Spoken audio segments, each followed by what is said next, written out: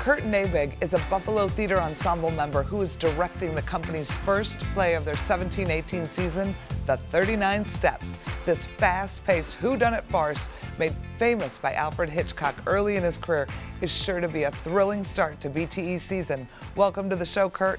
Thanks. So tell us about this show. Okay, so the play takes place in 1935, and there's a guy named Richard Hannay who wakes up one morning. He's suffering kind of a general malaise about life. He's unhappy. He doesn't know what to do. He decides to solve it by going to the theater.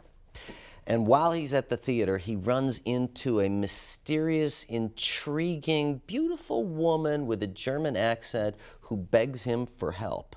He says, okay, and it turns out the help that she needs is she has an international secret that will save the world from the march forward of the Nazis. He says, okay, and the show begins as he starts trekking across the world to deliver this to who he does not know. Meanwhile, he's being followed by those who want him to not give the secret up to the Allies. Oh, wow, this is really deep. Yeah. It's exciting, but it's based on a play by Alfred Hitchcock, right? Yeah. Yes. So we've got this Hitchcock play that a number of years ago, a couple actors and a writer put together and decided, let's do a play with 4 characters in which they play every single character in the movie, 33 scenes, many, many, many characters. It's zany, it's fun, it's exciting, it's globe-trotting. It's just a really great night at the theater. So you have 4 actors playing how many characters? Well, it's debatable. Like some theaters have said 150, some theaters say 50. I say lots. Lots and lots. Okay. So now I was actually talking to your costume designer, and she said you requested to have some of the pieces come in early because they're probably changing a lot, right? Yes. So on stage, sometimes an actor will be talking to another character and say, well, we're going to go over here in a minute, and then boom, they'll plop on a hat, and then they'll be talking like this to them about something else. And then they'll put on the hat, and they'll say, well, what I want to do is say this. So it's like, it's fast, it's zany, it's amazing. So I think that's awesome. So you're trying to integrate all the costumes so that it's seamless. Yes. Get them used to the hat changes or the costume changes or whatever. That's why we're doing it early. So last night was one of the first nights with the hats. I mean, there's one scene where a guy's got 4 hats that he's juggling in his hand as he switches back and forth from multiple characters, while still acting as if he's on a train and doing this while we're dealing with lighting, sound, and other actors. That is a lot to keep track of. Yeah. It is. So this is a great directing piece, I'd imagine, right? Oh God, it's exciting. It's you know, I mean, because what the audience doesn't realize, it doesn't matter how many actors are playing the parts. You're directing 150 characters. That's your job. Yeah, I don't know what I was thinking. Right? Yes, yes. But you know, it's fun. I mean, we got a show with we've got romance. We've got gunplay, we've got fog, we've got dialects, we've got cross-dressing, we have shadow puppets, we have an evil genius, and a happy ending. That is a lot to manage. Yeah. When does the show open? It opens on the 8th of September, and it runs through the 8th of October. So you're a couple weeks out. Yeah, we're a couple weeks out. How you out. Feeling? Good? Excited, encouraged. A little bit nervous, but I know that'll pass. Today, right after I meet with you, I'm going to be meeting with the guy who puts together the sound design, and we're going to have more than 150 sound cues in the show. It's an undertaking.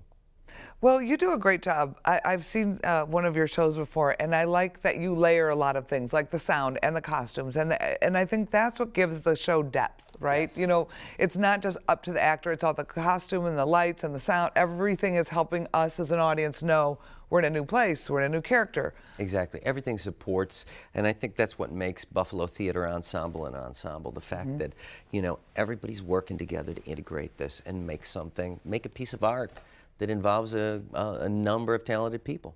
What's the most challenging part of the show for you? I think the challenge is going to be in the next week or so when pulling we it together. Yeah, you know, because you'll have a sound and you realize, oh, the sound needs to be a half a second longer, and then the lights come in and you go, oh wow, the lights don't look quite the way I want. We need to point them a little bit different here. And then you realize, oh, the actor's in the wrong place for the light to hit them in the face the right way. So it becomes this really kind of technical situation, at first it's really fun doing the acting, but then at that point in time, it's move a half a foot, wait a half a second, jump a little bit further, and then... Because it all matters. Yep, and then you just hope the magic happens for the audience the way it's happening for us. I know it will.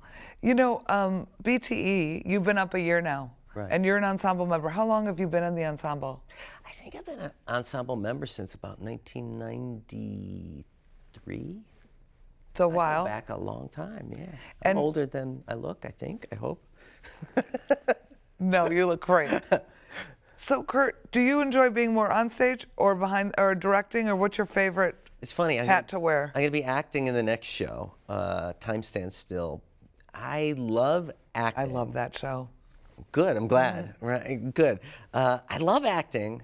I think I've grown to like directing a little bit more, and it's just because when I'm directing, every night I feel progress. I feel like things are moving forward.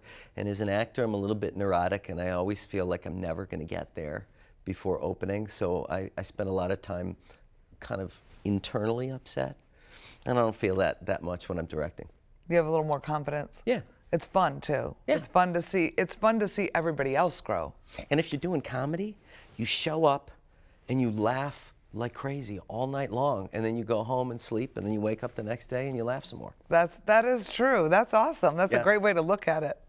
So how do you feel about BT? How's it going so far? I think it's going great. We are, you know, I think we had a really successful last year. We got Jeff recommended for a show.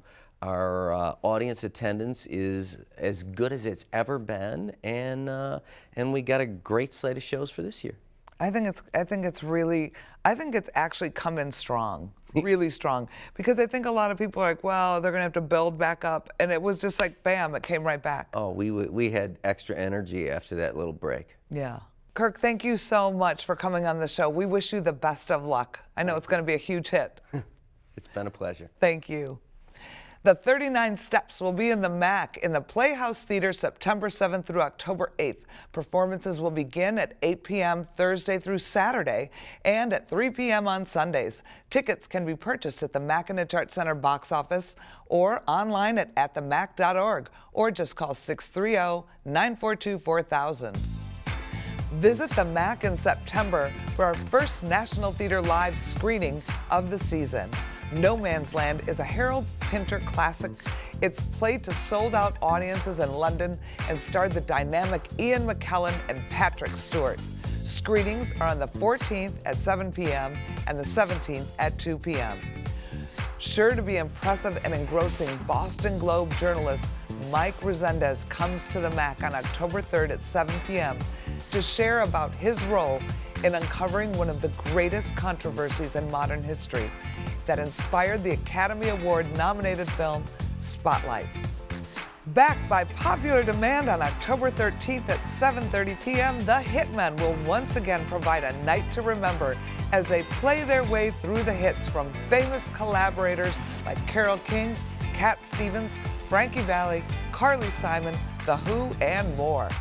On October 14th at 7:30 p.m., come enjoy a night of triumphant stories and songs of hope from the inspiring Grammy and SOCAN award-winning musicians Olivia Newton-John, Beth Nielsen Chapman, and Amy Skye as they perform together in Live On.